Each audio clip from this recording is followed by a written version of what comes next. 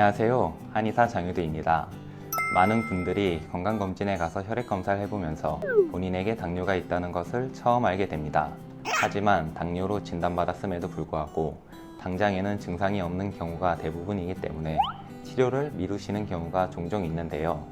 그러면 안 되는 이유, 당뇨를 진단받자마자 몸을 관리하고 치료를 꼭 시작해야 하는 이유를 이번 영상에서 설명드릴까 합니다.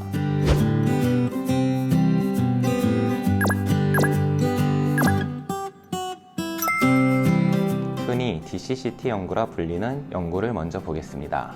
이 연구에서는 일형 당뇨를 진단받은 환자를 대상으로 연구를 했는데요. 그 결과 혈당을 조절하는 것이 각종 합병증을 줄임을 입증했습니다. 그래프를 보시면 일형 당뇨병 환자를 두 군으로 나눴죠. 윗줄에 컨벤셔널이라고 써진 줄은 혈당 조절을 느슨하게 한 사람들인데요. 대략 당하혈색소 9% 정도를 보이고 있고요.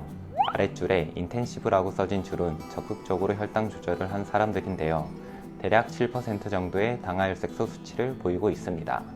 이 그래프 두 개에서는 당뇨병성 망막병증의 진행 정도를 보여주고 있어요. 왼쪽 그래프에서는 혈당 조절을 강력하게 한 쪽의 병 진행이 혈당 조절을 느슨하게 한 쪽에 비해서 상대적으로 76% 줄어든 것이 보이고요. 오른쪽 그래프에서는 54% 줄어든 것이 보이죠.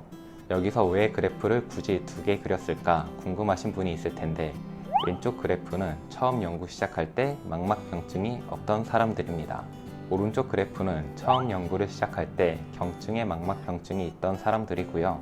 철저한 연구를 위해서 두 그룹으로 나눠서 분석을 한 것인데요. 어쨌든 두 그래프 모두에서 망막병증의 위험도가 줄어든 것을 볼 수 있죠. 다음은 당뇨병성 신증의 차이를 볼게요. 앞서 본 것처럼 두 그래프가 나오네요. 이 그래프는 미세 알부민뇨가 얼마나 검출되었는지를 보여주고 있습니다. 당뇨병이 진행되어 신장이 망가지면 신장의 여가 기능이 줄어드는데요. 여가 기능이 줄면 미세 알부민뇨가 검출됩니다. 이것이 얼마나 나오는지를 측정해서 신장 기능을 평가하는 건데요.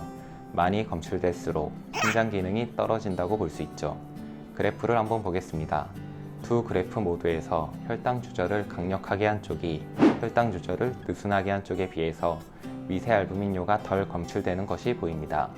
다음은 신경병증 관련 지표입니다. 검은색이 적극적으로 혈당 조절을 한 쪽이고 빗금이 느슨하게 혈당 조절을 한 쪽이에요. 관련 수치들이 검은색에서 작은 것을 볼 수 있죠. 지금까지 혈당 조절을 열심히 하는 것이 혈당이 높게 방치하는 것보다 합병증의 위험을 낮춘다는 것을 알 수 있었습니다. 사실 여기까지는 너무 당연한 얘기죠. 진짜 중요한 얘기는 이제부터 나옵니다.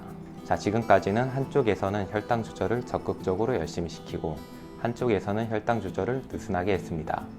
이 연구가 끝난 다음에는 이 사람들의 혈당 조절의 차이를 두지 않고 몸 상태가 어떤지 관찰만 꾸준히 했습니다. 이 그래프를 한번 볼게요. 여기 DCCT 인터벤션이라고 써진 쪽이 그룹을 구분해서 한쪽에서는 느슨하게, 한쪽에서는 적극적으로 혈당을 관리했을 때고요. 여기 에딕 옥절베이션이라고 써진 쪽에서는 혈당 조절의 차이를 두지 않고 추적 관찰만 한 겁니다. 혈당 조절의 차이를 두지 않았으니까 당연히 당하혈색소 수치가 비슷하게 나오겠죠. 자, 당하혈색소 수치가 같으니까 비슷하게 합병증이 생겨야 할 것 같잖아요. 하지만 그렇지 않고 처음부터 혈당 조절을 적극적으로 한 사람들이 합병증이 덜 생기는 것을 발견했습니다. 이거는 망막병증 진행을 누적 발생률로 나타낸 그래프인데요. 윗줄이 처음에는 느슨하게 혈당 관리한 사람들이고요. 아랫줄이 처음부터 적극적으로 혈당 관리한 사람들입니다.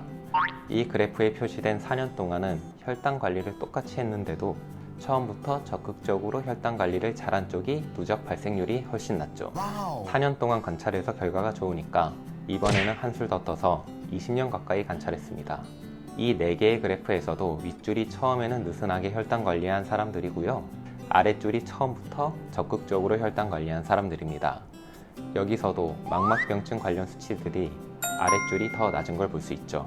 즉, 처음에 혈당을 어떻게 관리하느냐가 앞으로의 인생에 계속 영향을 미친다는 것입니다. 처음에 몇 년 동안 혈당을 다르게 관리하고 이후에는 동일하게 혈당을 관리했음에도 20년 동안 이 정도의 차이가 나는 것이죠. 그렇다면 2형 당뇨의 경우는 어떨까요? 앞서 봤던 1형 당뇨처럼 처음 몇 년 동안 혈당을 다르게 관리하고 이후에는 동일하게 혈당을 관리하더라도 합병증 발생률이 많이 달라질까요? 답은 그렇다입니다. 이 연구들은 흔히 UKPDS 연구라고 불리는데요. 앞서 DCCT는 1형 당뇨를 대상으로 연구를 한 거지만 여기 UKPDS는 2형 당뇨를 대상으로 연구를 했어요. UKPDS 연구에서도 앞서 DCCT 연구와 마찬가지로 한쪽에서는 느슨하게 혈당 조절을 하고 한쪽에서는 적극적으로 혈당 조절을 했습니다. 그 결과 적극적으로 혈당 조절을 한 사람들에서 당뇨병과 연관된 합병증이 줄어들고 전체 사망률도 줄어듦을 보였죠. 혈당 조절을 열심히 하는 것이 혈당이 높게 방치하는 것보다 합병증의 위험을 낮춘다. 이건 역시 너무 당연한 얘기입니다.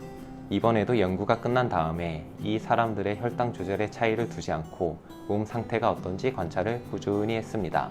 이번에도 앞서 봤던 중요한 내용이 거의 비슷하게 나옵니다.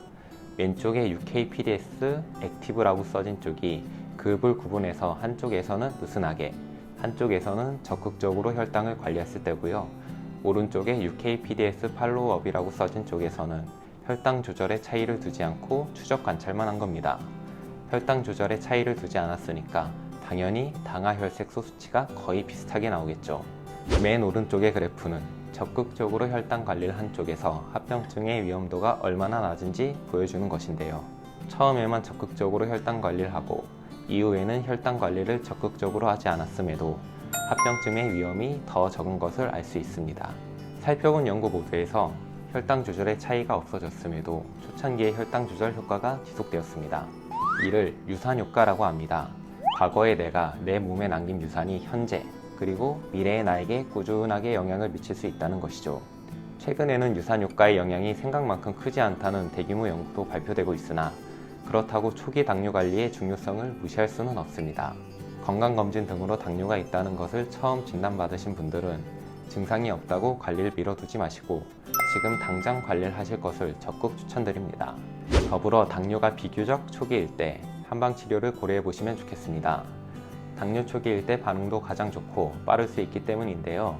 한방 당뇨 치료에 대해서 궁금하시면 1644-5178로 문의 주세요. 자세한 상담 도와드리겠습니다. 감사합니다.